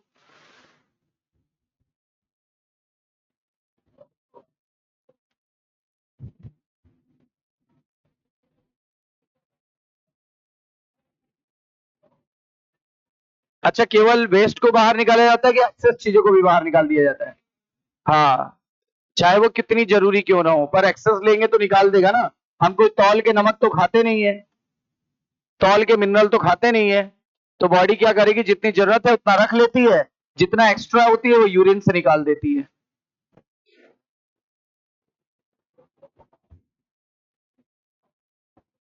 या पानी भी हम अपनी जरूरत के, हर किसी की बॉडी डिमांड अलग अलग है। किसी को प्यास कम लगती है, किसी को ज्यादा। जिसको ज्यादा लगती है उसका शरीर बाहर निकाल देगी, जिसको कम लगती है उसका शरीर पानी को रोक के रखेगी। यानी मेटाबॉलिक चीज या एक्सेस चीज या नाइट्रोजनस पदार्थों को शरीर से बाहर निकालने की प्रक्रिया को ही एक्सक्रीशन कहते हैं। Excretion is removal of metabolic waste या नाइट्रोजनस वेस्ट या excess waste, excess things. Excess substance बोलना चाहिए, चीजों को सब्सटेंस।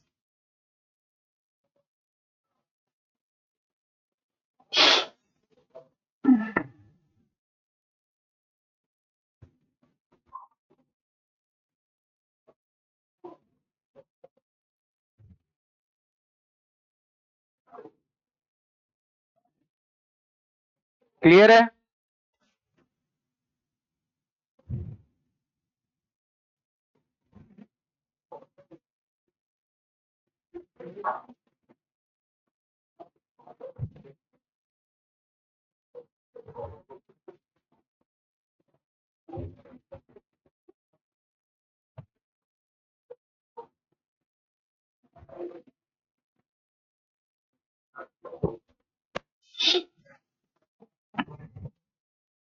देखो,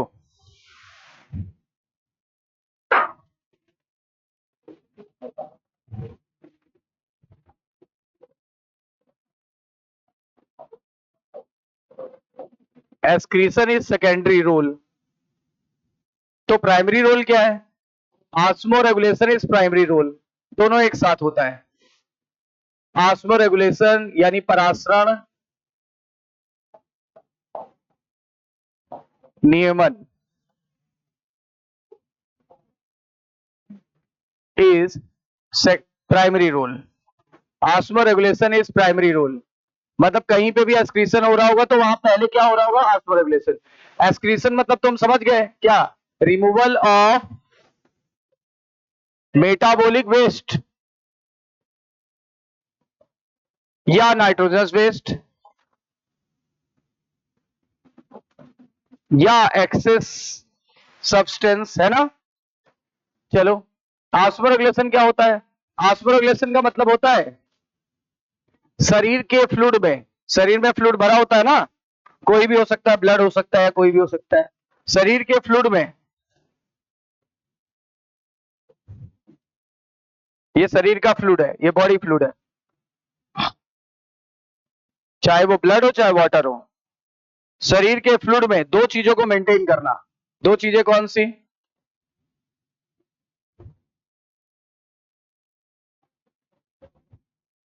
पानी और नमक। पानी और नमक के मेंटेन करने को ही बोलते हैं ऑस्मो रेगुलेशन। तो किसी भी शरीर में पानी और नमक को मेंटेन करना ये प्राइमरी काम है और ये सेकेंडरी काम है। तो जहां जहां लिखा होगा एक्सक्रीशन एक्सक्रीशन एक्सक्रीशन, वहां ये दो शब्द जरूर आएगा, क्या? कि पानी और नमक को भी मेंटेन किया जाएगा। हाँ, द बैलेंस ऑफ आयंस या salts and water inside the body fluid. सीधे दिख रहा है हम लोगों को। यही कहलाता है osmoregulation. This is the primary role of excretory system. Excretory system का प्राइमरी रोल यही है, बॉडी फ्लूइड में सॉल्ट और आयन को संतुलित करना, ये इसका प्राइमरी काम है।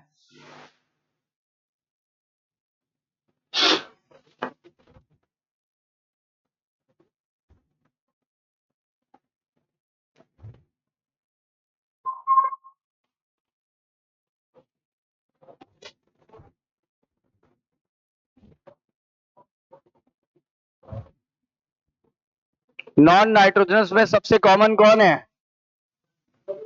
नॉन नाइट्रोजनस में सबसे कॉमन कौन है? और नाइट्रोजनस में सबसे कॉमन कौन है? अमोनिया।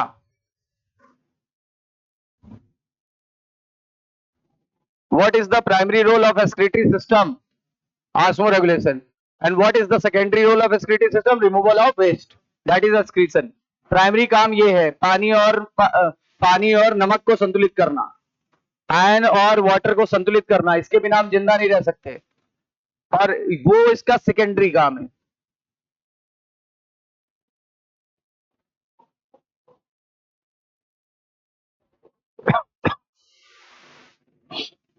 अब आगे बढ़ते हैं।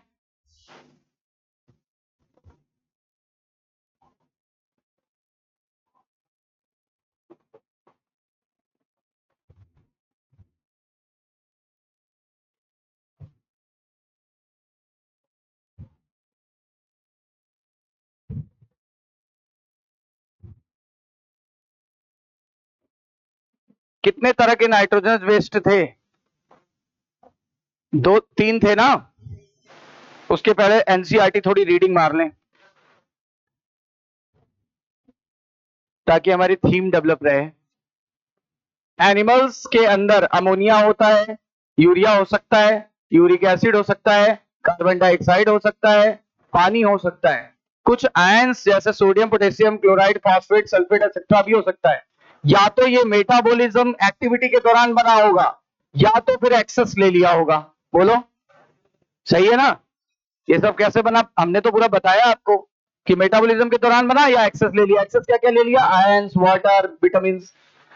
This substance have to be removed. इन सब्सटेंस को रिमूव करना बहुत जरूरी है, या तो टोटली या पार्सली। देखो नाइट्रोजन वेस्ट को टोटली और एक्सेस चीजों को पार्सली। नहीं, नाइट्रोजन वेस्ट को रख के क्या करेंगे? कचरा है, जहर है, लेकिन मिनरल को एक्सेस में निकाल देंगे, पार्सली निकालेंगे। वाटर को पार्सली निकालेंगे कि टोटली?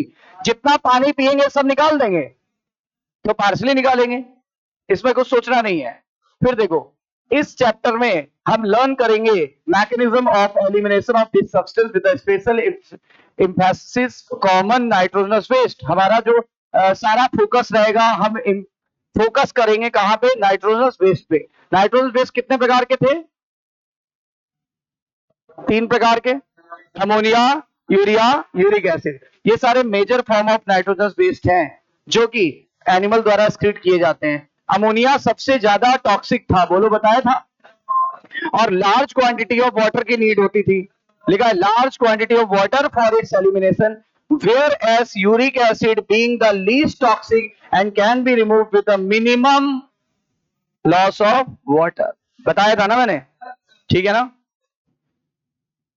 चलिए नाइट्रोजन बेस कितने प्रकार के हो सकते हैं सर? तीन, अमोनिया, यूरिया और uric acid.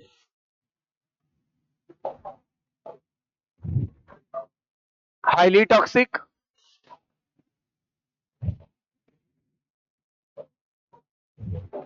required large amount of water,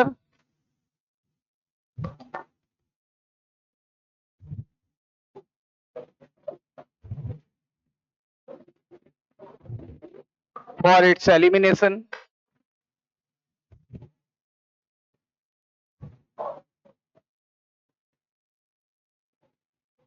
least toxic, requires little amount of water,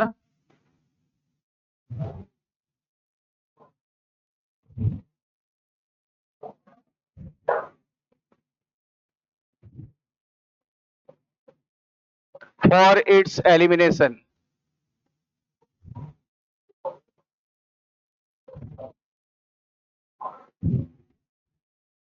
यानी ये वाटर लॉस कर रहा है और ये क्या कर रहा है, वाटर कंजर्वेशन। वो वाटर लॉस कर रहा है, ये क्या कर रहा है, वाटर कंजर्वेशन।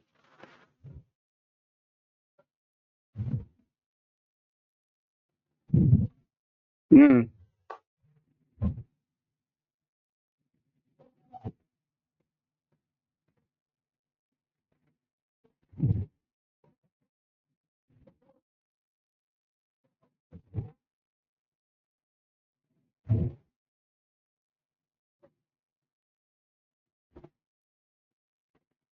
एक है हाईली टॉक्सिक, एक है लीस्ट टॉक्सिक।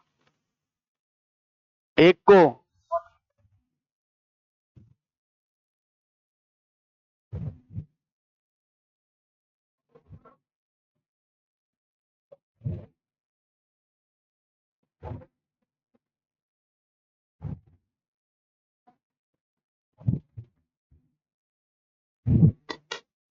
एक को ज्यादा पानी की आवश्यकता है, एक को कम।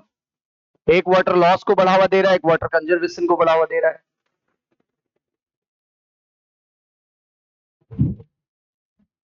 तीन तरह के हैं।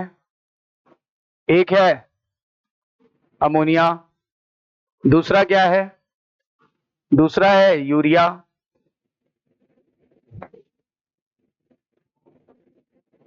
और एक तीसरा है यूरिक एसिड।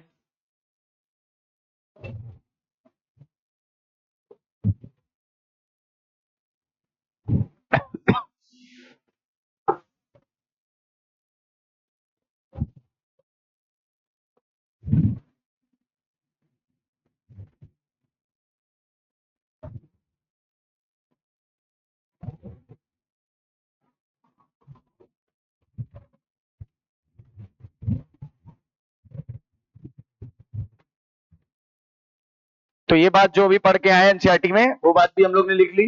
ये बात थी ना, लार्ज अमाउंट ऑफ वाटर चाहिए किसके लिए, अमोनिया के लिए। और लीस्ट टॉक्सिक है, और मिनिमम वाटर चाहिए किसके लिए, यूरिक एसिड के लिए, यूरिक एसिड के लिए।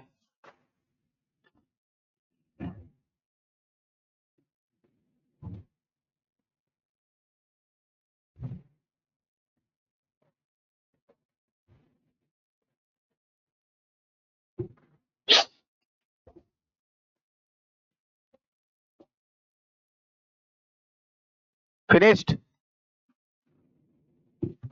ये तो एक कंपैरिजन था बस। अब आगे बढ़ते हैं। कितने तरह के नाइट्रोजन वेस्ट हैं सर, तीन तरह के। पहला कौन सा था, दूसरा कौन सा था, और तीसरा कौन सा होता है, uric acid.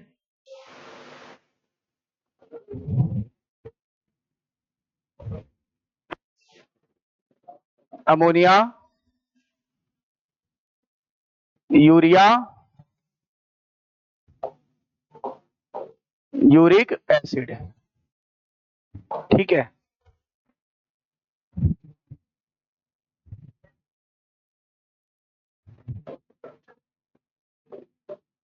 Animal is ammonotelic और process of removal is अमोनोटैलिज्म।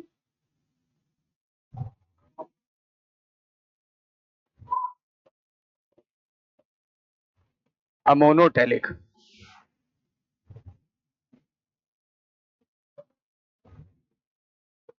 Animal को अमोनोटैलिक बोलेंगे, प्रोसेस को अमोनोटैलिज्म बोलेंगे। इसमें सीधे लिख दूं, यूरियोटैलिक, एनिमल को यूरियोटैलिक बोलेंगे, प्रोसेस को आपको पता है यूरियोटैलिज्म बोलेंगे, राइट, यूरियोटैलिज्म। यहां क्या बोलेंगे, यूरिकोटैलिक, एनिमल को क्या बोलेंगे, और प्रोसेस को क्या बोलेंगे, यूरिकोटैलिज्म। प्रोसेस इज टैलिज्म और एनिमल इज टैलिक। सब में टैलिक टैलिक लगा देना। तो ये हो गया एक एक बात तो ये हो गई। ठीक है, थोड़ा बड़ा लिखते हैं।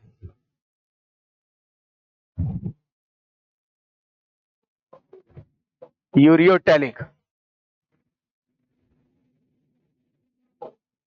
यूरियोटैलिस, सबके साथ ऐसा ही है, यूरियोटैलिज्म, यूरियोटैलिक।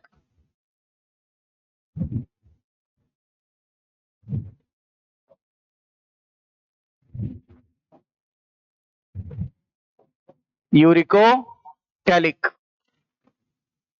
और यूरिकोटैलिज्म प्रोसेस का नाम यूरिकोटैलिज्म। अगला पॉइंट ये था, more soluble in water. NCERT ने जो शब्द लिखा रेडियली सोल्यूबल इन वाटर,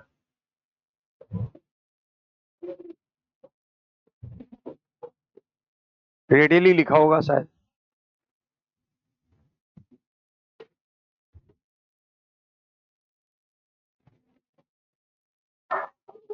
ये radially soluble in water, radially soluble in water. Radially मतलब बहुत तेजी से, बहुत ज्यादा। मॉडरेटली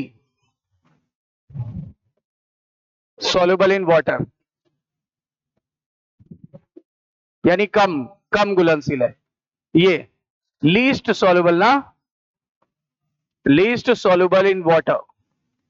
तुलना देखो कर दे रहे हैं, इससे पूरा एक साथ हो जाएगा। ये क्या होता है, requires more water for removal,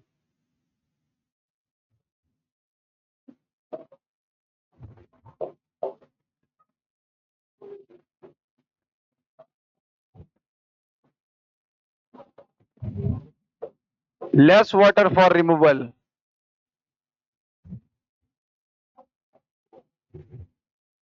least water for removal. समझ गए ना?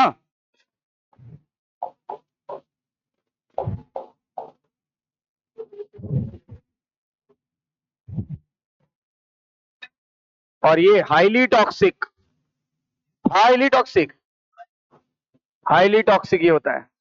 ये moderately toxic,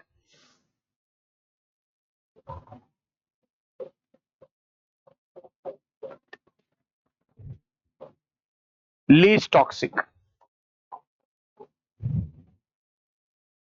cannot be stored in the, cannot stored in body for some time, कुछ देर भी नहीं रोका जा सकता है, बनाया निकालना है, बनाया निकालना है। इसलिए किडनी इनके डिस्चार्ज के लिए कोई रोल प्ले नहीं करती।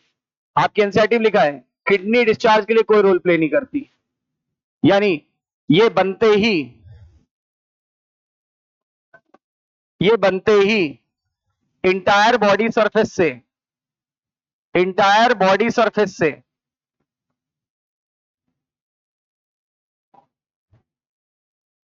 या गिल्स द्वारा अमोनियम आयन के रूप में निकल जाता है। अमोनियम आयन को ऐसे लिखेंगे ना,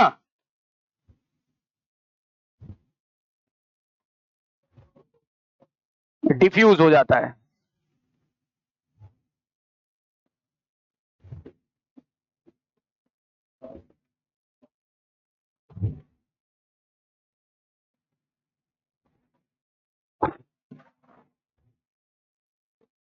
अमोनियम आयन के रूप में डिफ्यूज हो जाता है। ये can be stored for some time, can be stored for some time in body,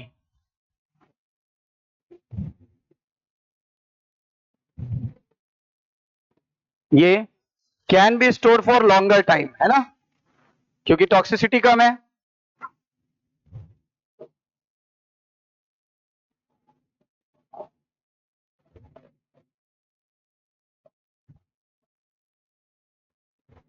आपको रीजन समझ में आ रहा है? पूरा कंपैरिजन टेबल बना दिया है।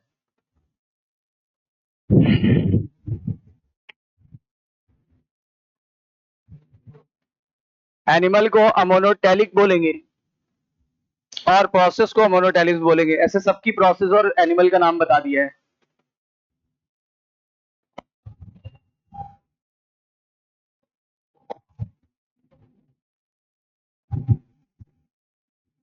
और एनसीईआरटी कवर है पूरी, अभी पढ़ेंगे।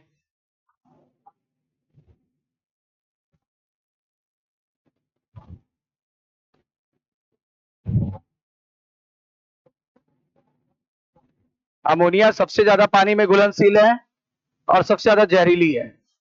जैसे जैसे आगे बढ़ेंगे घुलनशीलता घट रही है और जहरीलापन भी घट रहा है। यही कारण है कि हम अमोनिया को जैसे बनाएंगे वैसे ही या तो इंटायर बॉडी सरफेस से या तो गिल्स की सतह से बाहर निकाल देते हैं। वो भी किस रूप में निकालते हैं? Ammonium ion. जबकि यूरिया को हम कुछ देर रोक सकते हैं और यूरिक एसिड को तो काफी समय तक एनिमल रोक सकता है। आप देख पा रहे हैं हर चीज की तुलना कर ली है हम लोगों ने। किसके लिए पानी बहुत कम चाहिए, किसके लिए बहुत ज्यादा चाहिए, किसके लिए मॉडरेट पानी चाहिए, मॉडरेट। हाँ, मतलब ना कम ना ज्यादा। सबसे ज्यादा जहरीला कौन है? सबसे कम जहरीला कौन है? हाँ,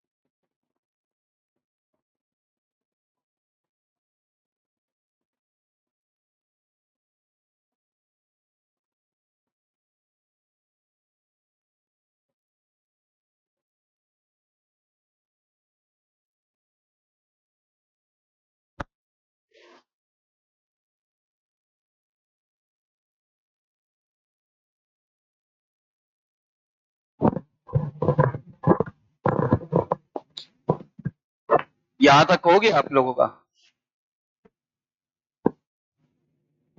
बढ़े आगे।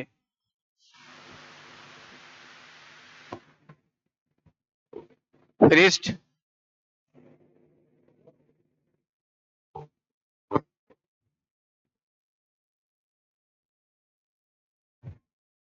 तो ये आपने कंपेयर कर लिया पूरी टेबल को, पूरी टेबल कंपेयर हो गई ना। अब आगे बढ़ते हैं, बढ़े।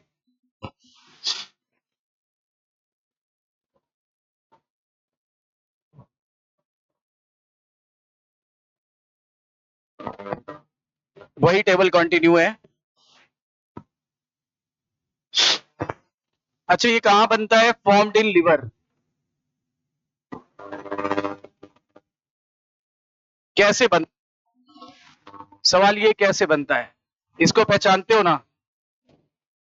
Are H C O H, और ये क्या है? ये है NH2। हाँ, इस ग्रुप को निकाल लिया जाता है, इसको रिमूव कर दिया जाता है यहां से।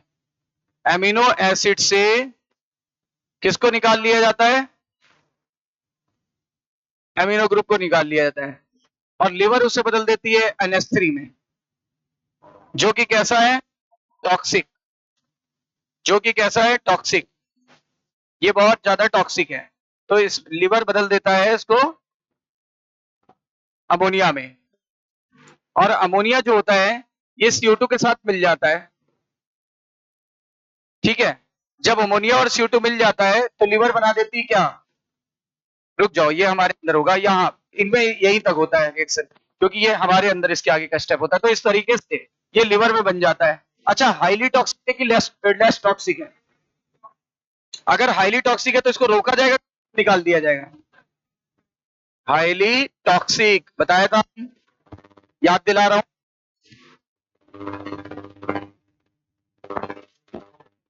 इसीलिए food can not be stored, इसीलिए kidney know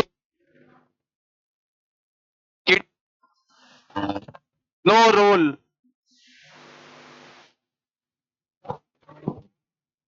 for removal of ammonia. Ammonia के रिमूवल के लिए कोई रोल प्ले नहीं करती। क्यों? इतनी जहरीली है, रोकेगी तो मर जाएंगे। बोलो सही है? बस यहां तक इस रिएक्शन करके और गिल से निकाल देती है या तो बॉडी सरफेस से निकाल देती है। देखो अभी बताया था, क्या किडनी कोई इंपॉर्टेंट भूमिका निभाई? अभी एनसीईआरटी पढ़ेंगे तो उसमें लिखा हुआ है। ठीक है, यहां देखिए, अरे लिवर में बना, कैसे बना? इसी प्रोसेस से बना। कोई डाउट? अब लिवर में बन गया क्या? अमोनिया, कोई डाउट ही नहीं है। अब लेकिन दो मॉलिक्यूल अमोनिया का और एक मॉलिक्यूल CO2, ये बदल गया हम लोगों में किस पे? इसमें बदल गया NH2CO NH2 में, और एक वाटर मॉलिक्यूल निकल गया। रिएक्शन लिख के देखो, NH3 और CO2, बोलो, और फिर इधर NH3 लिख के देखो। सरल करने के लिए इसको NH2H लिख दें? बोलो भाई, सरल करने के लिए NH2H लिख देते हैं। इसको भी लिख देते हैं HNH2। अब यहां से क्या निकाल सकते हैं? तो बताओ क्या बचेगा? NH2CO NH2 बन गया यूरिया। क्वेश्चन पूछा गया है कि यूरिया डिस्चार्ज करते समय कौन से दो वेस्ट हम डिस्चार्ज कर लेते हैं? अमोनिया तो करते ही करते हैं, साथ में CO2 भी तो कर डाला, जबकि इसने CO2 नहीं किया था। देख लो, बताओ, यूरियोटेलिक एनिमल दो चीजें डिस्चार्ज कर लेते हैं, अमोनिया तो करते हैं और साथ में क्या कर लेते हैं? हाँ, और एक फायदा भी हो गया, अमोनिया को हम रोक नहीं सकते थे, अब ये देखो रोक सकते हैं। अब किडनी से आराम से छान सकेंगे। अब किडनी रोल प्ले करेगी, पहले किडनी रोल प्ले नहीं कर रही थी। ठीक है ना? ये बन गया आपका यूरिया। और यूरिया कैसा है? आपको पता है लेस टॉक्सिक है, तो ये कहां भेज दिया जाएगा? ये भेज दिया जाएगा यहाँ पे, ये भेज दिया जाएगा किडनी में, और किडनी इसे क्या कर देगी? किडनी से यूरिन के फॉर्म में निकाल देगी, रिमूव कर देगी, रिमूवल। बोलो क्लियर है? अच्छा, कुछ यूरिया यहां भी स्टोर हो जाता है किडनी के मैट्रिक्स में। सम यूरिया में स्टोर इन मेडुला। आपको बताएंगे किडनी में दो भाग होते हैं, medullary interstitium, medulla interstitium. Interstitium समझ रहे हो ना? वही बीच के स्पेस में, मेडुला इंटरस्टिशियम। टू मेंटेन, क्या करने के लिए? टू मेंटेन डिजायर्ड ऑस्मोलरिटी, ताकि हम अपनी डिजायर्ड ऑस्मोलरिटी को मेंटेन कर सकें। डिजायर्ड ऑस्मोलरिटी, ताकि हम अपनी ऑस्मोलरिटी को मेंटेन कर सकें। समझे मेरी बात?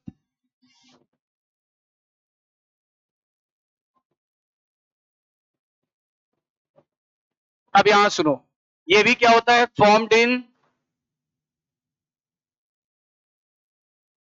लिवर। अब लिख दू फाइनली कन्वर्टेड इनटू, किसमें कन्वर्ट हो गया?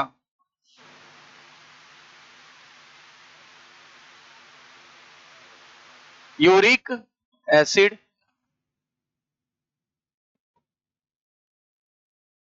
और यूरिक एसिड जो होता है ना, ऑलमोस्ट सॉलिड क्रिस्टल के रूप में डिस्चार्ज होता है, सॉलिड पेस्ट या पैलेट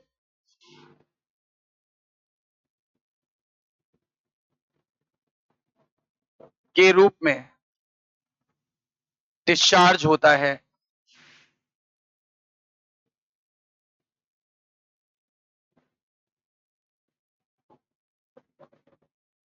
ठीक है ना? ये सारा हो गया, बस एग्जांपल बता दूं, फिनिश। इसका एग्जांपल सुनना,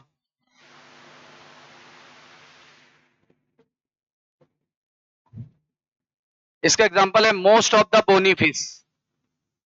मोस्ट ऑफ बोनी फिश, जिनमें हड्डियां होती हैं, most of bony fishes. Aquatic insect, aquatic insect पानी के कीड़ों वालों में।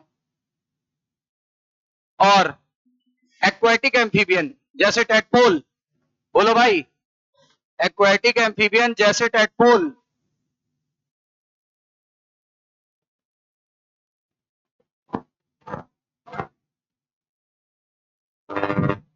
ब्रैकेट में लिख देता हूं टेडपोल।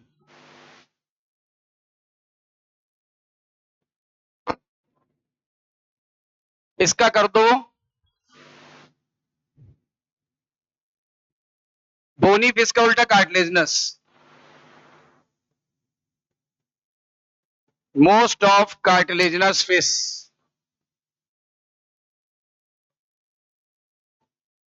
ब्रैकेट में सार्क लिख सकते हो।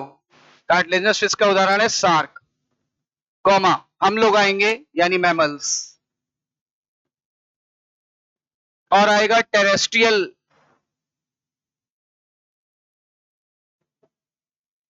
एम्फीबियंस।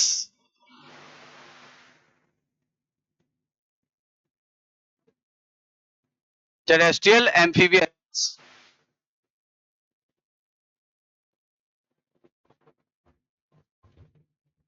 यानी पानी वाले जीवों में ज्यादातर क्या देख रहे हैं आप, अमोनिया होगा।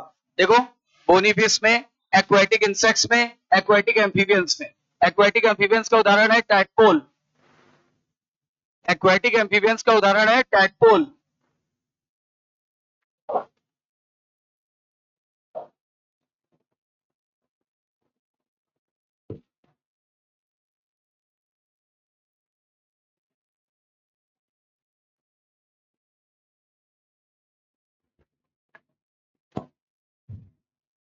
ठीक है। अच्छा एनसीईआरटी ने पता है क्या बोला है, एनसीईआरटी ने इसको मैरीन फिश बोला है। कार्टिलेजिनस फिश का दूसरा नाम मैरीन फिश बोल दिया है। हाँ मैरीन फिश। और इसके लिए मेरे पास फार्मूला है, इसके लिए ट्रिक है, इसके एग्जांपल के लिए। RBI limited, RBI reserve bank of India limited. तो आर फॉर रेप्टाइल्स, सरीसृप, रेप्टाइल्स यानी सरीसृप। बी फॉर बर्ड्स यानी पक्षी। I for insects.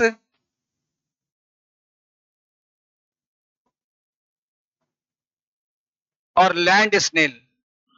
एनसीईआरटी पूरा कवर है। Land snails.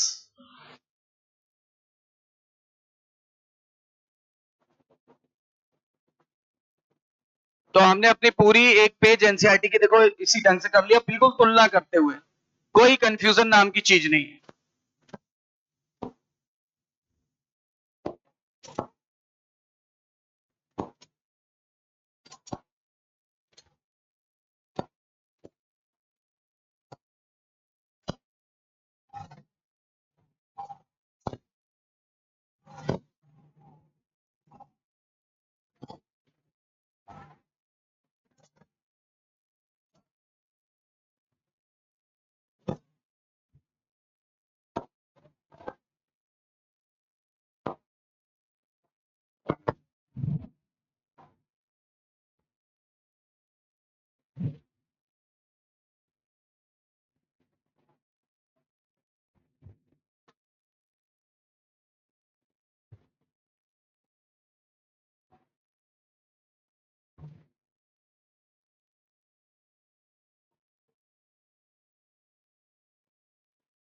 कुछ यूरिया हमारी किडनी स्टोर करके रखती है ताकि मनचाही ऑस्मोलैरिटी को मेंटेन किया जा सके। और हमारी ऑस्मोलैरिटी आगे पता चलेगी कि हमारी ऑस्मोलैरिटी जो है ना वो मेंटेन करके रखी जाती, 300 मिली ऑस्मोल पर लीटर, इतना मेंटेन करके रखना होता है हम लोगों को। और जबकि हमारा यूरिन 1200 मिली ऑस्मोल पर लीटर तक की ऑस्मोलैरिटी को मेंटेन रखता है।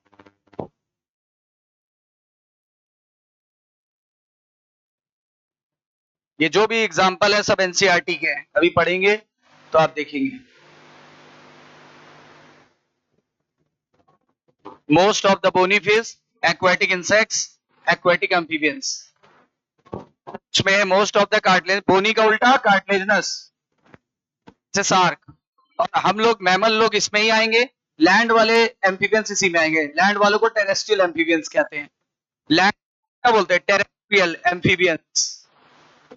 फार्मूला सीधे है आरबीआई लिमिटेड, आरबीआई लिमिटेड।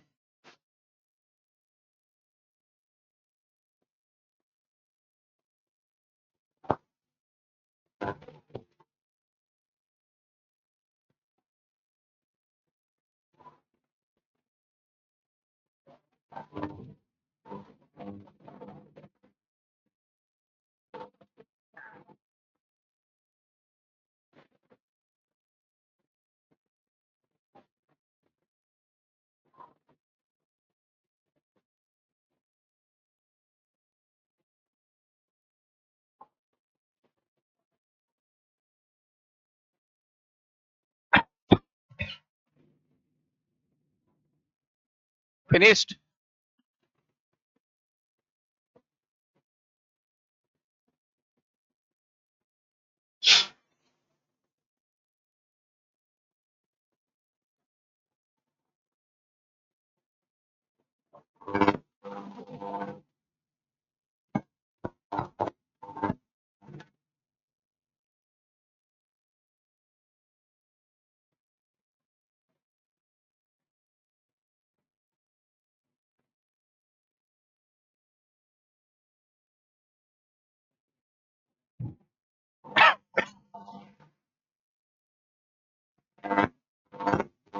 देखो एनसीईआरटी क्या कहती है, एनसीईआरटी कहती है the process of excreting ammonia is ammonotelism.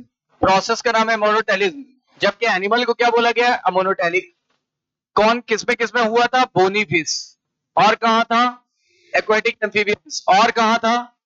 Insects. पूरा कवर है एनसीईआरटी। फिर कह रहा है ammonia is radially soluble in water, और डिफ्यूजन होता है इसका कहां से? बॉडी सरफेस, मैंने बोला था entire body surface, and through the Gill surface. कहां पे? फिशेस में। और किस रूप में निकला था? Ammonium ion. Kidney do not play any significant role for its removal, मतलब किडनी अमोनिया के डिस्चार्ज के लिए कोई रोल प्ले नहीं कर पाती। क्यों नहीं कर पाती? Because it is highly toxic. अगर अगर किडनी में गई, किडनी के टिश्यू को नष्ट कर देगी। ऐसी चीज को हम रखेंगे ही क्यों बॉडी के अंदर जो चीज रखने योग्य नहीं है, ठीक है ना।